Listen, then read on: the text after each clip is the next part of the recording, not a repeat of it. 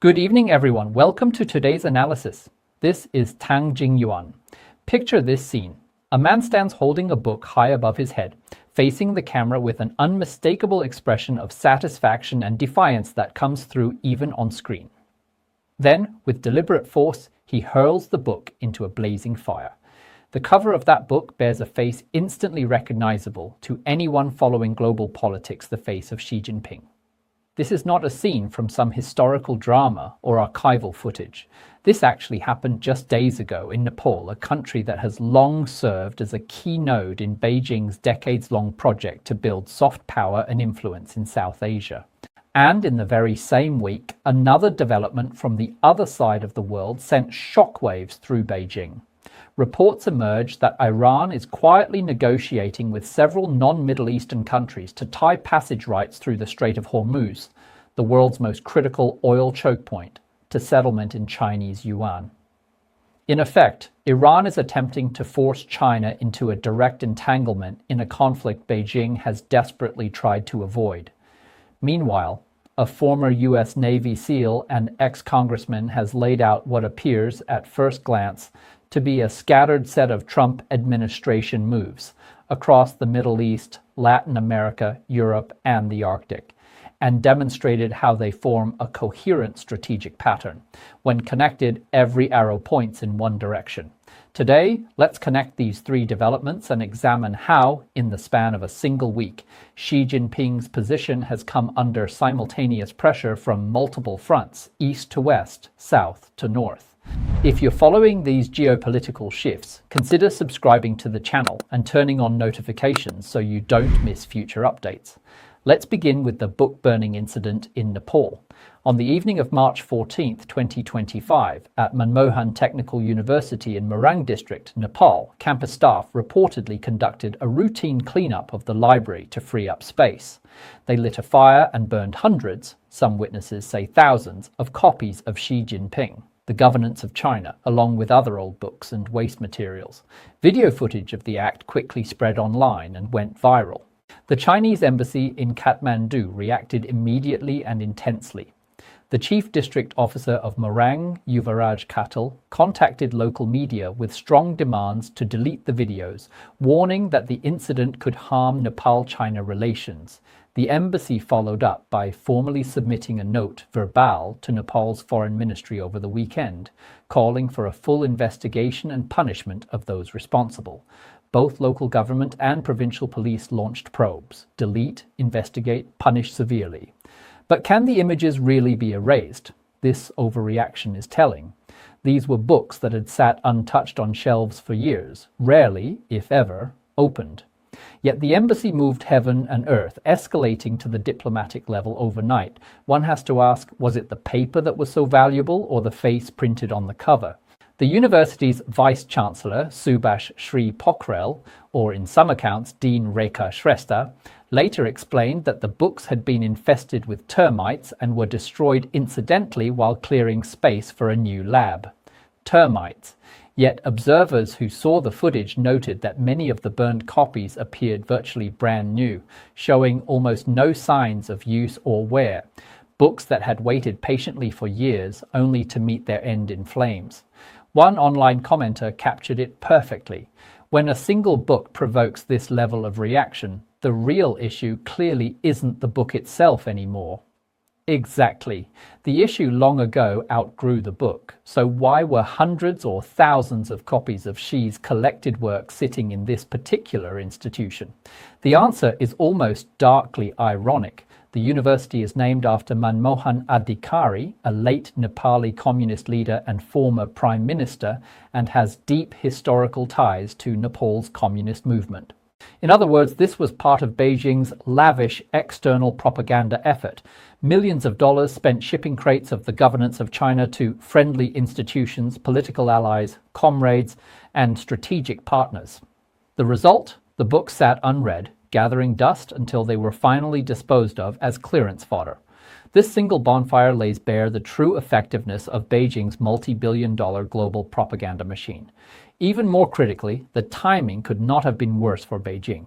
Nepal had just held elections, delivering a landslide victory to the reformist National Independent Party, Rashtriya Swatantra Party, led by the young, charismatic Balendra Shah, a former rapper turned politician who stands poised to become one of Nepal's youngest prime ministers ever. The pro-Beijing faction, led by former Prime Minister Khadga Prasad Oli and his Communist Party of Nepal, UML, suffered a crushing defeat. This political shift did not come out of nowhere. Late last year, Nepal saw massive youth-led protests against corruption. Gen Z demonstrators took to the streets, dozens were killed in the crackdown, blood ran in the capital, and the unrest ultimately forced Oli's government from power. During those protests, protesters stormed Communist Party offices. One man was filmed holding up a portrait of Xi Jinping, shouting condemnations, then hurling it into a fire. Looking back, that flame and the one at Manmohan Technical University are part of the same fire. Nepal's shifting public sentiment goes beyond electoral results. In recent months, the country has prosecuted 55 officials and a Chinese contracting firm over alleged corruption in an airport project. It has cancelled a telecom tender involving Huawei for 5G infrastructure. One by one, flagship Belt and Road projects, built with massive Chinese investment and political capital, are being scrutinized, cancelled, or reversed under Nepal's new political environment. So the fire that consumed those books was not merely about destroying paper. It symbolized the incineration of Beijing's carefully cultivated influence narrative in Nepal, the myth of an eternal China-Nepal community of shared destiny and unbreakable friendship, being discarded page by page by Nepal's own rising generation. While Nepal delivered one slap to Xi's face, Iran is quietly slipping a live grenade into Beijing's waistband. Recent reporting from CNN indicates that Tehran is holding secret talks with 8 non-Middle Eastern countries to condition safe passage through the Strait of Hormuz on oil transactions being settled in Chinese yuan. Let's be clear about what this means. The Strait of Hormuz is the narrowest and most vital oil choke point on Earth. Roughly 1/5 of global daily oil consumption flows through it. Any sustained disruption sends energy prices soaring and sends shockwaves through Asia, Europe, and beyond. On the surface, Iran's move appears to promote yuan internationalization and hand Beijing a major geopolitical gift. But ask China's top scholars what their gut reaction was. Panic. Wang Yiwei, director of the Institute of International Affairs at Renmin University, made a telling comment. While describing the proposal as a pragmatic measure that might garner more support than a full blockade, he warned that it could drag China into broader geopolitical tensions. He emphasized that the implications extend far beyond energy transit to global order and stability. Keyword, drag. Not join voluntarily, but be dragged in. An anonymous diplomatic source put it more bluntly. Most global oil trade is still not priced in yuan. Any country or company complying with Iran's demand would effectively be participating in a politicized action, likely triggering countermeasures from the US and Israel. In plain terms, Iran is dangling UN settlement as bait, hoping to pull Beijing into the line of fire alongside it. But Beijing has zero interest in wading into this quagmire. China's preferred strategy right now is to sit on the sidelines and watch the tigers fight, let the US get bogged down in the Middle East, let Ukraine drain resources, let multiple crises keep Washington distracted and exhausted. Then, at the opportune moment, Beijing steps forward as the responsible great power mediator, bloodless hands, massive face gained. Iran's gambit shatters that calculus. You don't want to get involved? Fine, I'll make sure your currency and your name are tied directly to my war. Negotiations are ongoing and the list of 8 countries has not been publicly disclosed, but the mere exposure of the talks has already generated overwhelming pressure on Beijing. The waters here run very deep. Where does Donald Trump fit into all this? This week, Trump announced he is postponing his planned visit to Beijing, now delayed by about a month. Officially, the explanation was polite. I very much want to go, but because of the war, I need to stay here. I look forward to meeting him. We have a very good relationship. Very good relationship. Good friends. Don't relax too quickly when you hear those words. Veteran journalist Yeta Akio once observed something worth engraving in stone. Any dictator who becomes one of Trump's frequently mentioned good friends should be on high alert. It usually means Trump has already figured out exactly how to deal with him. So, what exactly is Trump preparing? Scott Taylor, a former U.S. Navy SEAL, former congressman, recently broke down Trump's seemingly disjointed actions and connected the dots. On the surface, pressure on Iran, moves against Venezuela's Maduro, mediation efforts in Ukraine, pursuit of Greenland, reclaiming influence over the Panama Canal, all appear random.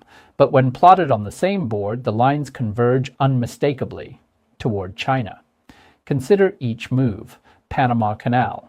Over the past 2 decades, Chinese firms quietly gained footholds in port operations at both ends. Shortly after taking office, Trump ensured the canal was brought back under U.S. strategic protection, confirmed by Panamanian courts. Why does this matter? In any Taiwan contingency requiring rapid U.S. military mobilization, secure transit through Panama is essential. Within a month of Trump's inauguration, Panama announced its withdrawal from the Belt and Road Initiative. Venezuela and Iran. China's energy lifeline depends heavily on discounted oil imports from Venezuela, Iran, and Russia, amounting to over $100 billion annually in effective subsidies. By pressuring Maduro and striking at Iran, Trump directly severs that lifeline. Russia-Ukraine mediation. This may be the most strategically brilliant piece. Trump has been conspicuously warm toward Putin while cool toward Zelensky, baffling many observers. But the internal U.S. logic is clear. A closer alignment with Russia would fundamentally alter the balance against China. This is Kissinger in reverse. Nixon went to China to peel it away from the Soviet bloc. Trump is working to peel Russia away from the China bloc. Military demonstration complete. China and Russia long wondered whether their stealth radar and air defense systems could stand up to U.S. forces in real combat. The answer has now been delivered on the Iranian battlefield. Chinese systems proved completely ineffective. Beijing has received the message loud and clear. Clearing Latin America, toppling Maduro, pressuring Cuba. The goal is to eliminate Chinese influence from America's backyard. Do you see the pattern? Each move targets a different country, addresses a different issue, but every single one erodes China's energy security, weakens its alliances, shrinks its strategic depth, and undercuts the confidence it needs for any Taiwan adventure. Beijing's entire Taiwan strategy rested on a few key assumptions. The US would be tied down in the Middle East, Russia would pin down NATO, American forces would be overstretched and unable to pivot east. In just 1 year, Trump has systematically dismantled those assumptions. So when Trump says, "I have a very good relationship with Xi Jinping," understand what that really is. Not an embrace, but a pair of scissors. Friends, on the surface, these 3 stories are simple. A book gets burned. A strait might start requiring yuan payments. A state visit gets postponed. Put them together, however, and a far harsher picture emerges. A regime that has pursued aggressive external expansion and made enemies on every side is now watching fires ignite in corners of the world it can no longer control or extinguish. Thousands of propaganda books shipped to Nepal changed 0 minds and ended up as ash plus 1 diplomatic note. Billions spent on external influence operations evaporated in the face of youthful anger and a single flame. Every so-called strategic partner can become a potential drag into the abyss at any moment. Every generous investment can turn into leverage against you. Every community of shared destiny can snap the instant public sentiment turns. This is the logical endpoint of authoritarian expansion. You can purchase compliance with money, but never genuine loyalty. You can force books onto shelves, but you can never make people open them. The man sitting in Zhongnanhai is today scorched by flames from Nepal, tomorrow cornered by Iran's trap, and the day after faces yet another layer of Trump's chessboard tightening around him. The cage he himself constructed is closing in, inch by inch. Only when you grasp this underlying logic can you anticipate how rapidly the global landscape is about to shift. That's the view from Jingyuan today. If this analysis resonated with you, please give it a thumbs up, share it with anyone who needs to see the unfiltered picture. Especially in an era when information is heavily controlled, every share is a breakout. If you're not already subscribed, hit that button now and turn on notifications. I won't let you miss an update. This is Jingyuan. See you next time.